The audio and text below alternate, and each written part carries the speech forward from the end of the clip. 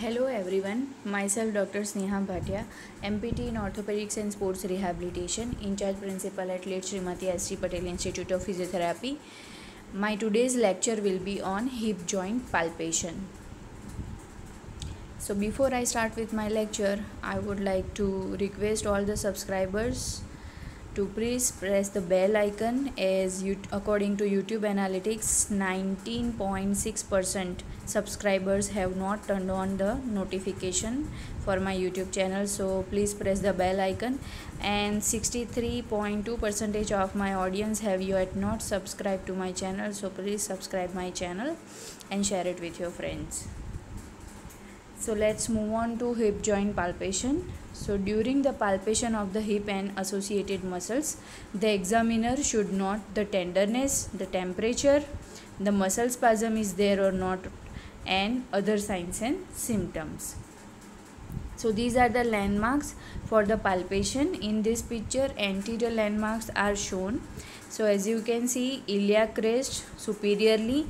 Following that, there is iliac tubercle, then anterior superior iliac spine.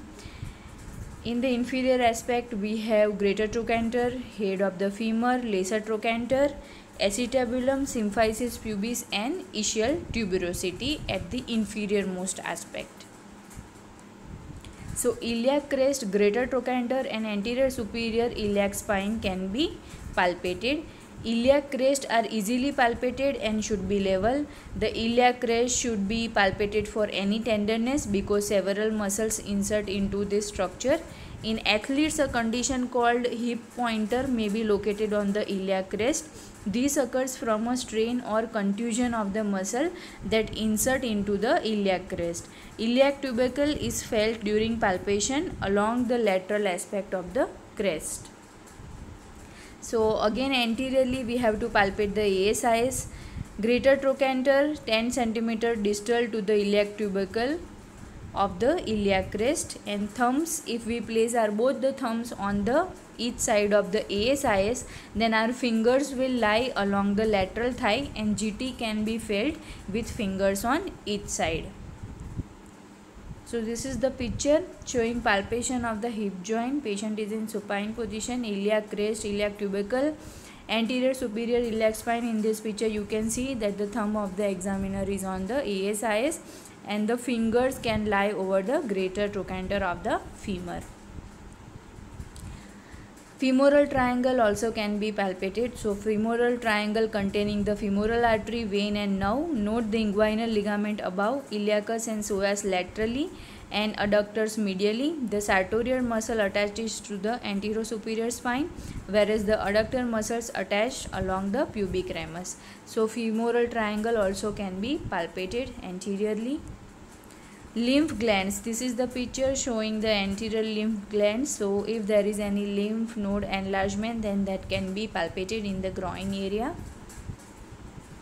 Hip flexor muscles, adductor muscles and abductor muscles also should be palpated for any signs of pathology.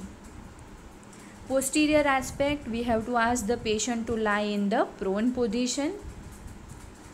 So these are the landmarks. Mainly there are four main landmarks which we have to palpate for the posterior aspect. First one is the iliac crest, second one is the posterior superior iliac spine, third one is the ischial tuberosity, and the fourth one is the greater trochanter. So PSIS, posterior superior iliac spine, is evident by the presence of overlying skin dimples. Examiner moves caudally the ischial tuberosities, which are approximately at the level of the gluteal folds. It can be felt. Ischial bursa, if it is swollen, then it can be palpable over the ischial tuberosity. And at ischial tuberosity, we can also palpate the hamstring muscle insertion. If there is any tenderness in the insertion of the hamstring muscle or any inflammatory condition of the muscle, that can be palpated at the level of ischial tuberosity. Laterally, the posterior aspect of the greater trochanter is felt. If the distance between the ischial tuberosity and the greater trochanter is divided in half, the fingers will lie over the sciatic nerve as it enters the lower limb, but normally the nerve is not palpable. Tenderness of the hip lateral rotators, especially the piriformis muscle, should be palpated, because in piriformis syndrome, piriformis muscle becomes painful, so that muscle can be palpated. Gluteal and hamstring muscle bellies also should be palpated posteriorly. Sacroiliac, lumbosacral and sacrococcygeal joints. If the examiner is suspecting pathology in any of these joints, then these three joints, that is the sacroiliac joint, lumbosacral joint and sacrococcygeal joint, this joint also should be palpated. So for today's video, reference I have taken from the book Orthopedic Physical Assessment, David Magee. So as we are fighting against COVID-19 outbreak, maintain the distance. Social distancing is very crucial in these times.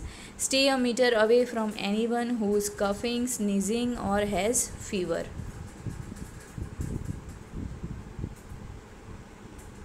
So thank you for watching this video. If you have enjoyed watching this video, then please subscribe my channel and share it with your friends. Thank you.